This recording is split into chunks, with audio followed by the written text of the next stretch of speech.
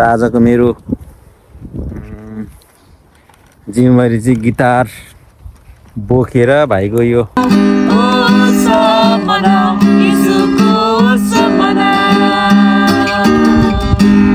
तपाईँ दुःखमा हुनुहुन्थ्यो होला हिजोसम्म अनि तपाईँमा निराशाको कुराहरू थियो होला, तर आज ख्रीष्ट येशू बौरी उठ्नु भएको कुरालाई हामी विचार गरेर अब हामी आनन्दमा जिउनेछौँ, हामी आशामा जिउनेछौँ, हामी खुसीले गदगद हुनेछौँ। ल हामी यो इस्टर सन्डेको दिन छुट्टी, सबै कामहरू पनि छैन आज, त्यस कारणले हामी हुँदैछौँ डाँडातिर माथि गएर प्रार्थना गर्ने। प्रभु येशू हाम्रो निम्ति बौरी उठ्नु भएको, हामीलाई नयाँ जीवन, नयाँ आशा र हाम्रो शोकहरूलाई नाचमा परिणत गर्नु, आनन्दमा परिणत गर्नुको निम्ति बौरी उठ्नु भयो होइन त बुढी? त्यो कसो टिस्काको चाहिँ आज यहाँ धेरै जिम्मेवारी बढेको छ मेरो छोरीको। 20 किलोको भारी बोकेर हिँड्दैछ। अझै जीवनमा कति भारी बोक्नु पर्ने छ मेरो छोरीले। अब जति ठुलो हुँदै गयो त्यति जिम्मेवारी बढ्दै जान्छ छोरी। अनि मेरो कृष्ण छोराको पनि बढ्छ जिम्मेवारीहरू। ब्रुनल हाउस त्यहाँबाट देखिँदैछ, सबैभन्दा सिन्डनको ठुलो घर। र हामी चाहिँ यताबाट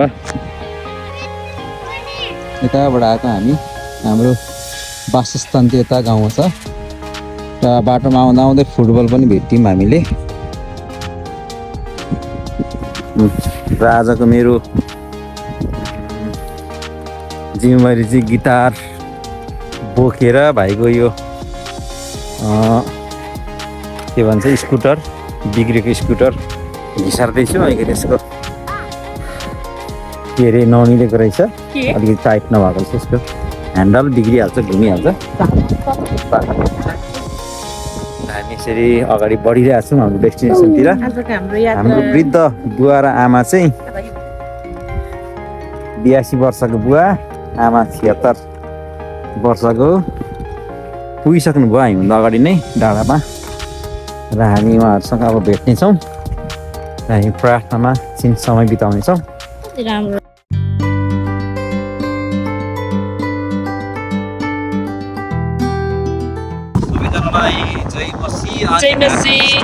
ह्यापी इस्टर सन्डे। हामी 2025 को ह्यापी इस्टरको समयमा डाँडामा यहाँ आएको छौँ। यो तलदेखि सहर चाहिँ स्विन्डन सहर हो, हाम्रो सहर, राम्रो सहर। हामी यो ठाउँबाट परमेश्वरलाई प्रशंसा दिन्छौँ किनभने उहाँले हामीलाई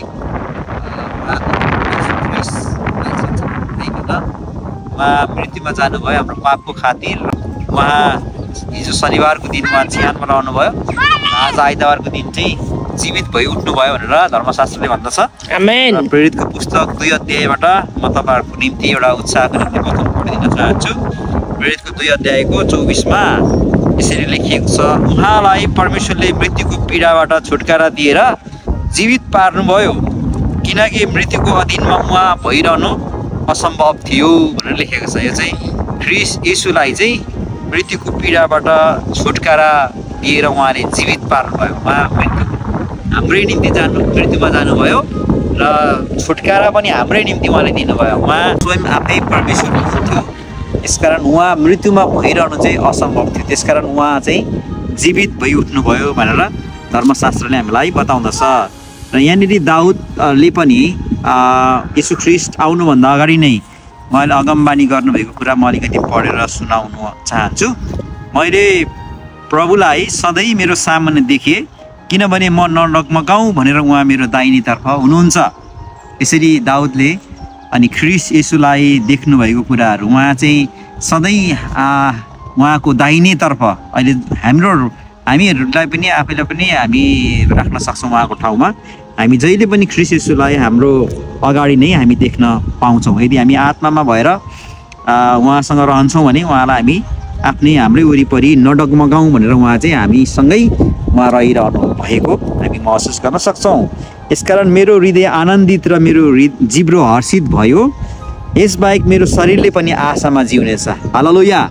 र ख्रीष्ट येशूमा चाहिँ हामी उहाँलाई जीवित भएको जब हामी महसुस गर्छौँ, हामी थाहा गर्छौँ भने चाहिँ हाम्रो हृदयमा आनन्द हुनेछ र हाम्रो जिब्रो चाहिँ हर्षित हुनेछ भनेर यहाँ धर्मशास्त्रले भनेको छ। अनि शरीरले पनि एउटा नयाँ आशा पाउनेछ। प्रियहरू, हिजोसम्म हामी शरीरमा पनि हामी दुखित थियौँ होला र हामी एउटा अस्वस्थ थियौँ होला, तर प्रभु यीशु ख्रीष्टमा हामी अहिले विजयी उहाँ यीशु ख्रीष्ट बौरी उठ्नु भएको दिन चाहिँ हामी यो दिनलाई चाहिँ महसुस गर्छौँ र यो दिन चाहिँ हाम्रो निम्ति एउटा आशा, एउटा नयाँ एउटा भरोसाको दिन हो भनेर हामी महसुस गर्छौँ भने हाम्रो शरीर पनि एउटा नयाँ आशामा हामीले जिउने महसुस गर्छौँ। दाउदले यो कुराहरू यहाँ बताएको हामी देख्दछौँ।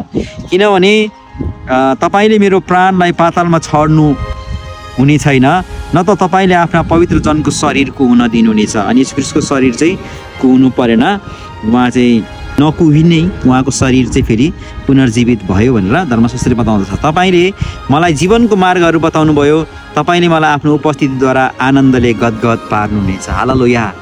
र यीशु ख्रीष्ट तपाईँ र मेरो निम्ति आनन्दको एउटा जीवन दिनको निम्ति चाहिँ उहाँ फेरि बौरी उठ्नुभयो। प्रियहरू, तपाईँ दुःखमा हुनुहुन्थ्यो होला हिजोसम्म अनि तपाईँमा निराशाको कुराहरू थियो होला, तर आज ख्रीष्ट येशू बौरी उठ्नु भएको कुरालाई हामी विचार गरेर अब हामी आनन्दमा जिउनेछौँ, हामी आशामा जिउनेछौँ, हामी खुसीले गदगद हुनेछौँ। हालेलुया। यो इस्टर सन्डेको समयमा म तपाईँहरूलाई यही आशाको सन्देश दिन चाहन्छु। तपाईँहरू आशामा जिउने र ख्रीष्ट येशूमा एउटा विजयी जीवन लिएर खुसी र आनन्दित हृदय लिएर जीवन जिउने तपाईँहरू बन्नुहोस् र म पनि बन्नेछु। हस्, धन्यवाद। हामी ख्रीष्ट येशूको बौरी उठाइको उत्सवमा चाहिँ हामी एउटा भजन गाउँदैछौँ सबैजना मिलेर। तपाईँहरूले सुनेर आशिषित बनिदिनुहोस्। उत्सव मनाऊ, येशूको उत्सव मनाऊ, उत्सव मनाऊ, येशूको उत्सव मनाऊ, फेरि एकचोटि उत्सव मनाऊ, येशूको उत्सव मनाऊ, उत्सव मनाऊ, येशूको उत्सव मनाऊ। उनी बौरी उठेका छन्, राज्य गर्छन् सदा सर्वदा। उनी बौरी उठेका छन्, औ हामी उत्सव मनाऊ, पुनरुत्थान हाम्रो प्रभुको। औ हामी उत्सव मनाऊ, उत्सव मनाऊ, प्रेमदानको लागि ईश्वर पुत्रले प्रेम गरे जीवन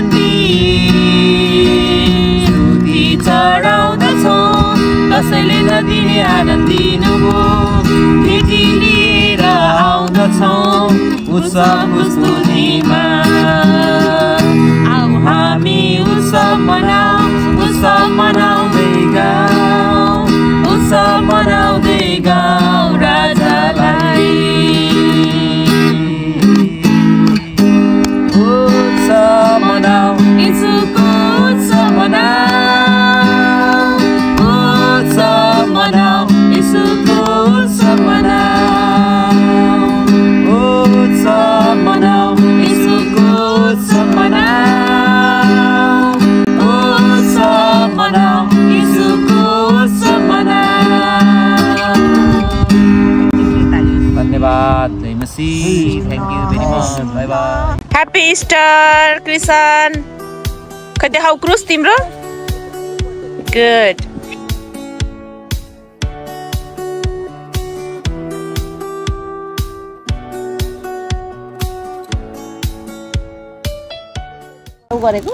प्रिय दर्शकवृन्दहरू, यहाँ हेर्नुहोस्, हेर्दा हेर्दै चिसो सुरु भयो। मेरो बुढीले यहाँ कफी घरबाट लिएर आएको थियो।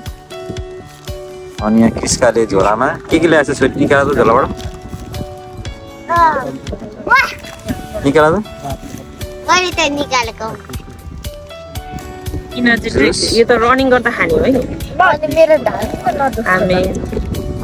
ढाड त क्रिस्काको ढाड दुखेको कारण त्यही हो। बनाना पनि छ, ट्रोपिकल ब्लास्ट। कालो न कालो ल कालो न कालो कफी।